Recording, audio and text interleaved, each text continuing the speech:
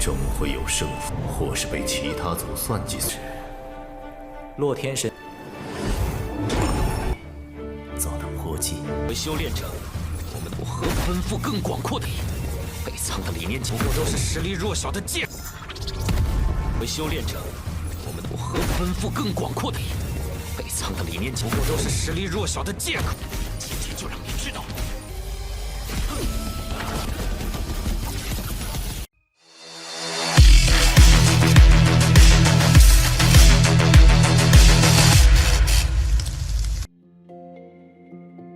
Halo semuanya, selamat datang di Ruang Sinema. Bagaimana kabar kalian semua? Semoga selalu sehat dan baik-baik saja.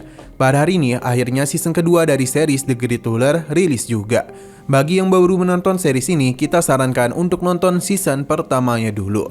Kalian bisa cek di link playlist atau link yang sudah kita sediakan. Tanpa berlama-lama lagi, langsung saja kita masuk season kedua dari series ini pada episode pertamanya. Atau lebih tepatnya episode ke-53-nya. Kita dibawa ke sebuah tempat yang tentu tidak bukan adalah milik Xiaoyan, si Raja Api. Saat ini dirinya tengah bermain catur bersama Yao Chen. Meskipun hanya bermain, tapi Yao Chen dapat merasakan kalau saat ini pikiran muridnya tengah kacau. Sepertinya alasan Xiaoyan mengundangnya kemari adalah untuk mengatakan sesuatu. Xiaoyan membenarkan hal itu karena baru-baru ini dia mendengar kabar kalau kondisi Klan Luosan tengah tak baik-baik saja. Jadi Xiaoyan memiliki sebuah rencana untuk membantu mereka. Kita pun diberitahu kalau seluruh klan di dunia Dakian memiliki 5 suku kuno, 4 klan dewa, dan juga kekuatan puncak lainnya.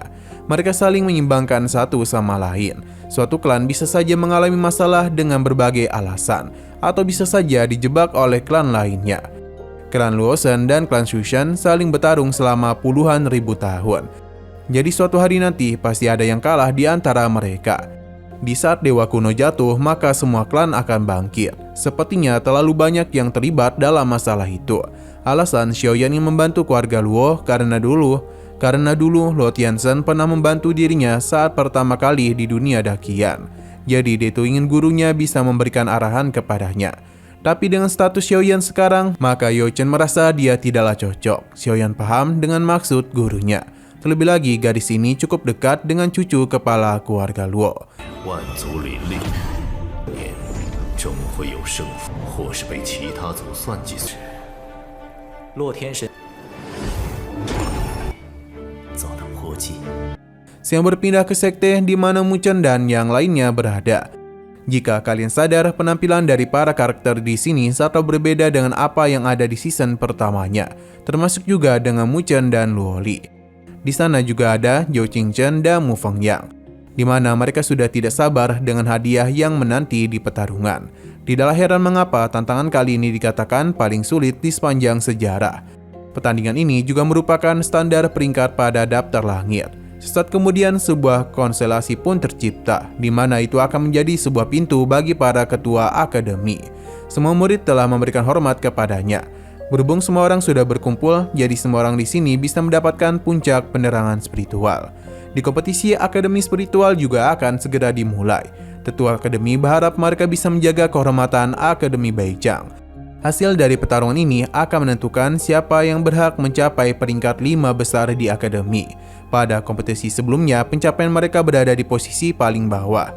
Jadi bisa atau tidaknya mereka mempertahankan gelar sebagai salah satu dari 5 akademi besar, semua itu tergantung pada para murid. Beberapa murid percaya kalau mereka pasti bisa menang, tapi bukan hanya Akademi Baijiang saja yang memiliki jenius, namun akademi lain juga memilikinya. Beberapa tahun ini mereka memang memiliki banyak murid berbakat, tapi ada beberapa yang telah gugur karena dihabisi oleh Istana Longmo, musuh bebuyutan mereka. Andai saja pertarungan itu tidak terjadi, mungkin mereka bisa percaya diri menatap kompetisi nanti. Akademi ini sudah berdiri selama ribuan tahun dan sudah melewati berbagai kesulitan. Tapi tidak peduli seberapa sulit tantangannya, para murid Baijiang tidak akan pernah takut dan harus melindungi kehormatan mereka.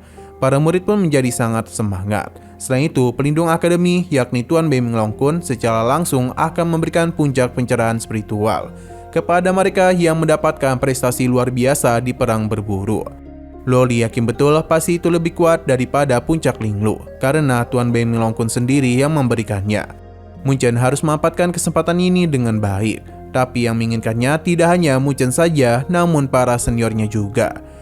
Namun mereka harus memikirkan cara untuk mendapatkan kristal spiritual yang cukup agar bisa memberikan tantangan kepada 3 jenderal besar Aula Hukuman. Sesaat kemudian perang berburu pun telah resmi dimulai. Mereka akan dibawa masuk ke dunia cahaya spiritual. Tempat itu tidak hanya memiliki banyak monster, tapi terdapat juga raja spiritual yang membawa kristal spiritual dalam jumlah banyak. 3 orang teratas yang bisa merebut kristal spiritual berhak menantang 3 jenderal besar dari Aula Hukuman. Tapi jika gagal menang, maka seluruh anggota akan kehilangan kemenangan untuk mencapai puncak pencerahan spiritual.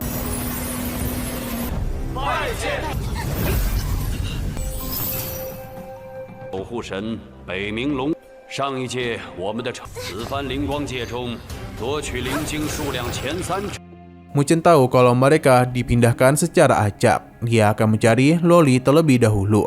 Sedangkan di sisi lain terlihat kalau Loli tengah mendengar teriakan dari anggotanya.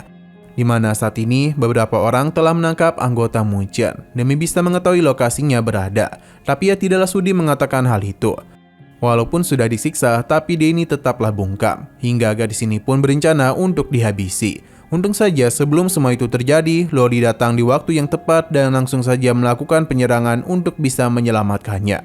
Ia kesal dan apa yang telah Heo lakukan, tapi mereka hanya ingin bermain-main dengan Sun Er saja. Tentu Loli tidaklah percaya karena jika ia tidak datang maka sudah dipastikan Sun Er akan dihabisi. Pengepungan pun akan dilakukan oleh kelompok Heo. Mereka tidak akan melepaskan Loli, kecuali Mu Chen datang dan melutut sambil meminta ampun kepadanya. Loli tahu betul kristal spiritual tidaklah bisa diambil dari pihak lain. Jika dia mengurusi Heo, maka ia hanya akan membuang banyak waktu saja. Namun orang-orang itu tidak akan melepaskannya, terlebih lagi Loli pasti akan kesulitan dalam bertarung, karena sambil melindungi gadis ini. Pertarungan langsung saja dilakukan oleh mereka. Namun Loli merupakan lawan yang sangat kuat. Dia bisa dengan mudah mengimbangi berbagai serangan yang dilancarkan oleh mereka semua. Bahkan seberapa banyak pun murid yang menyerangnya, ia tetap unggul. Namun kelemahannya ada pada Sun Er, jadi dia itu harus bertarung sambil melindungi gadis ini. Karena sudah seperti ini, maka Loli pun segera melarikan diri sambil membawa Sun Er bersamanya. Tapi karena terus dikejar-kejar, alhasil Loli pun menjauhkan Sun Er dan langsung melakukan penyerangan dengan cepat kepada mereka. Hanya saja Heo bisa mendapatkan sebuah celah untuk bisa melukai Loli. Dengan begini dia pun dalam masalah besar. Karena selain terkena racun, anggota Heo telah mengepung dirinya.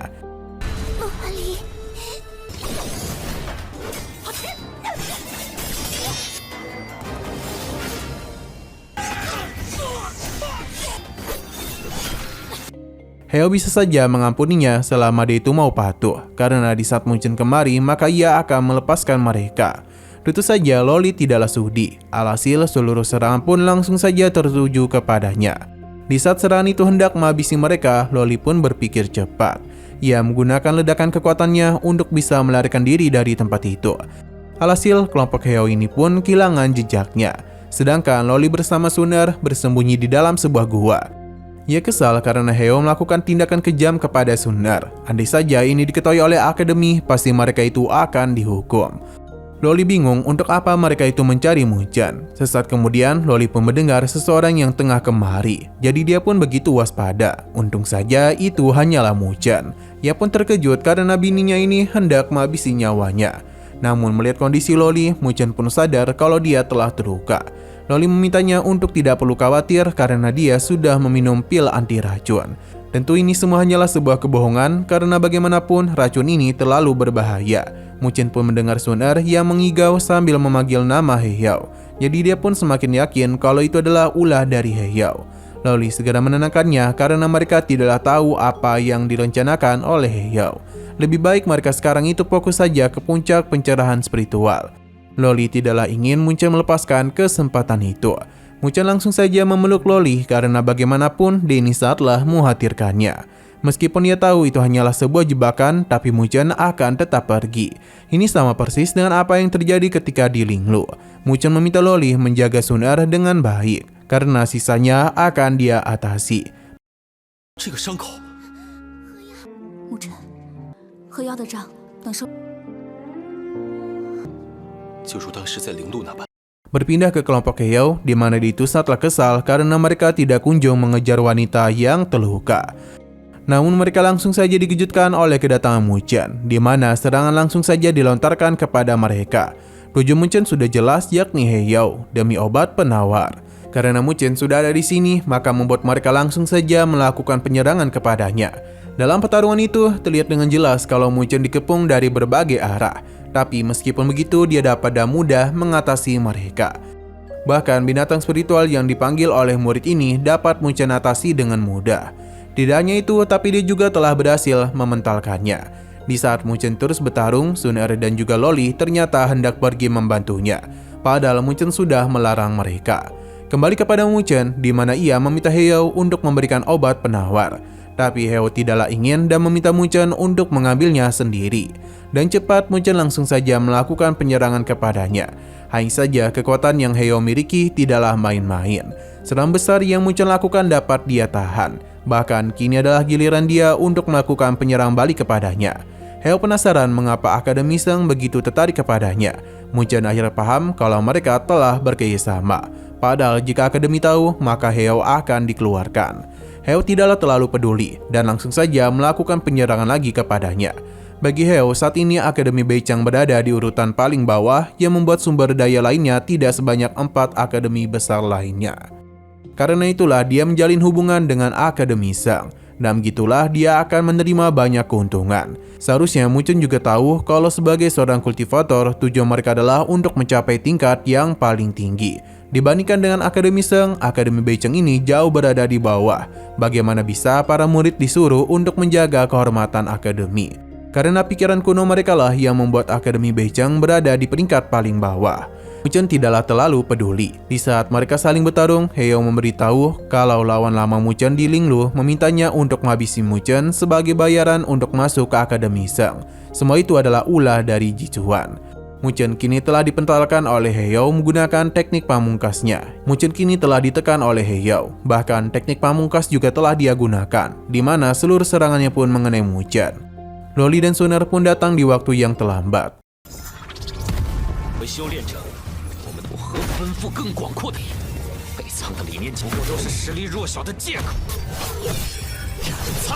Meskipun Muchen telah terkena serangan, tapi dia masihlah baik-baik saja.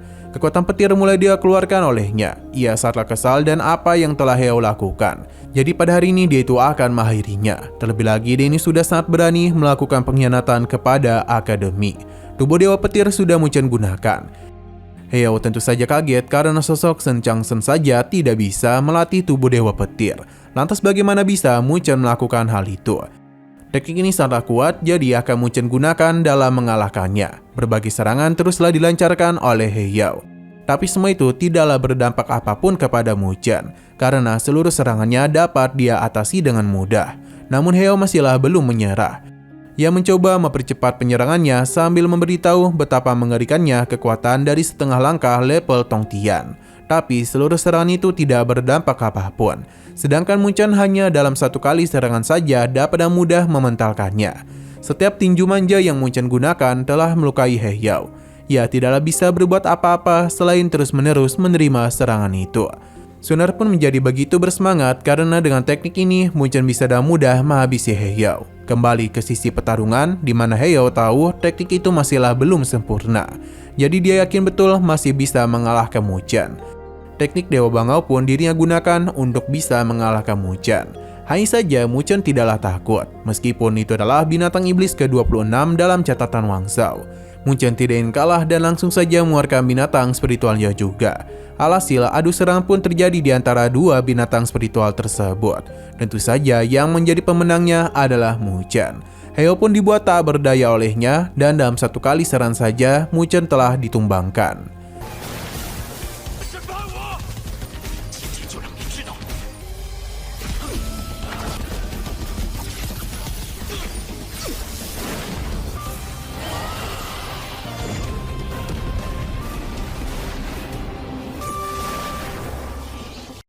Nah, sayang sekali lagi seru-serunya, episodenya pun harus bersambung dulu. Oke, sekian dulu pada video kali ini. Untuk video selanjutnya akan segera hadir. Jadi bagi kalian yang ingin mengikuti seri ini, langsung saja klik subscribe dan aktifkan loncengnya. Terima kasih yang sudah menonton video sampai habis. Jika kalian suka pada video ini, klik like dan share ke teman-teman kalian tentang channel ini.